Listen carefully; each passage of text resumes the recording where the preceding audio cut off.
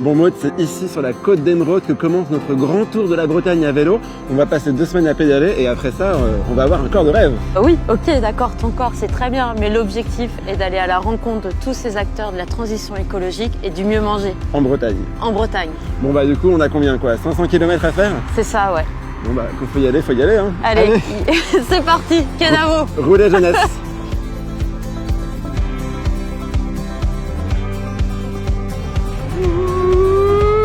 Ouais, on a fait combien de kilomètres? On est bientôt arrivé?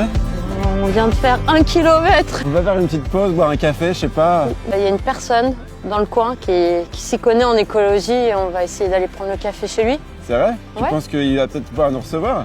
Bah, allez, on tente. On tente. Bonjour. Ah bah oui, vous êtes bien Nicolas en fait. Ouais. Ça doit lui ressembler.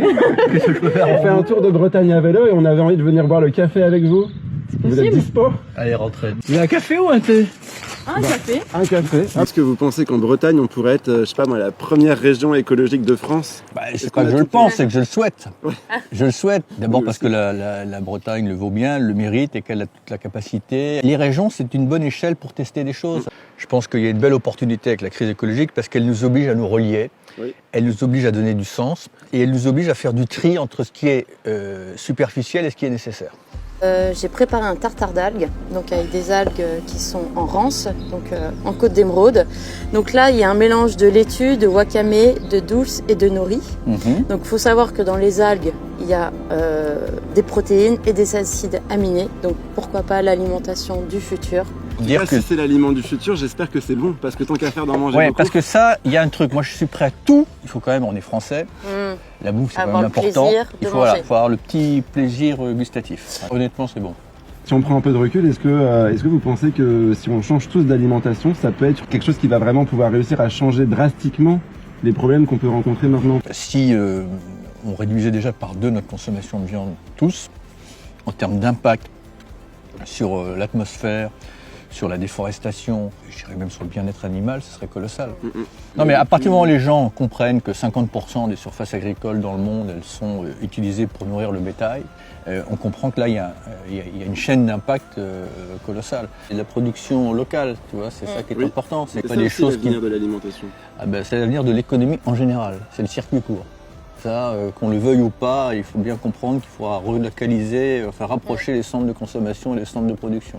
Est-ce qu'on sera moins heureux pour autant? Ça, j'en suis pas du tout convaincu, quoi. Et c'est dingue, Nicolas Hulot, il a la même mangeoire que moi à la maison.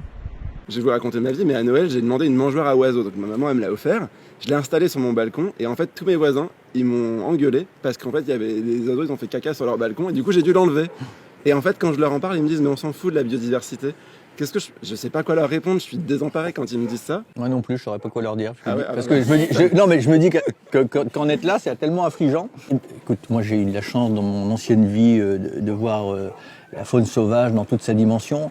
Et je prends encore un plaisir inestimable à observer juste un rouge-gorge, une mésange, ou observer les oiseaux qui viennent migrer ici pendant l'hiver.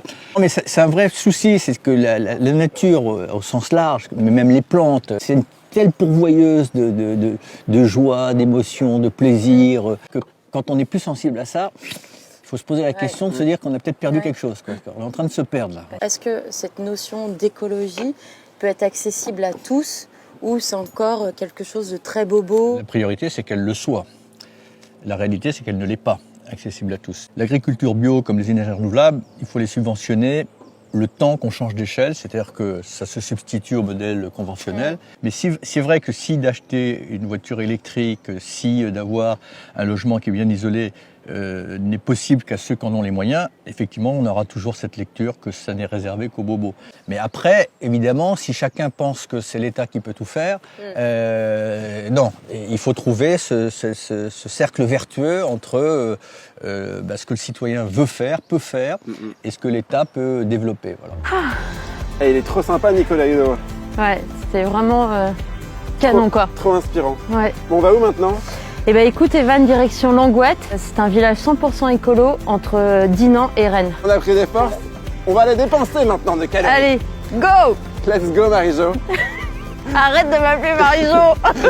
Ça arrive.